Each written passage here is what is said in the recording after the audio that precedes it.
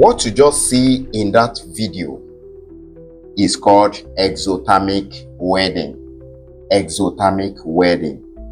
There are two methods of bonding our earth conductors together. We can use a mechanical clamp or use exothermic welding. Mechanical clamp method of bonding is common in domestic installation, whereas the exothermic welding is common in industrial installation. But in some cases, some people still use exothermic method of bonding in domestic wiring. So let me quickly explain the two methods of bonding earth conductors. But I'm going to start with exothermic welding. Exothermic welding is otherwise known as card welding. It is a method of providing a permanent bonding, a permanent molecular connection, molecular bonding between two or more earth continuity conductors. If you have different equipment and the earth conductors coming from them need to be bonded together before they are connected to the earth electrode, we can use exothermic welding to bond them together.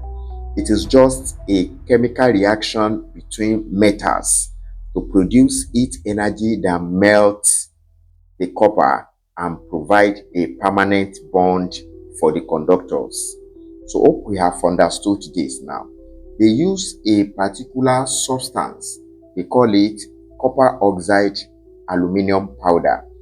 This particular substance will be put inside a mold, and the mold is placed over where we want to provide the bond, which means the two or more conductors will be bonded together. They are placed together and we place them in a mold.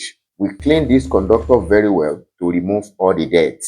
Thereafter, they are going to pour the welding powder, which I call copper oxide aluminum powder, into the mold. Then they will ignite it.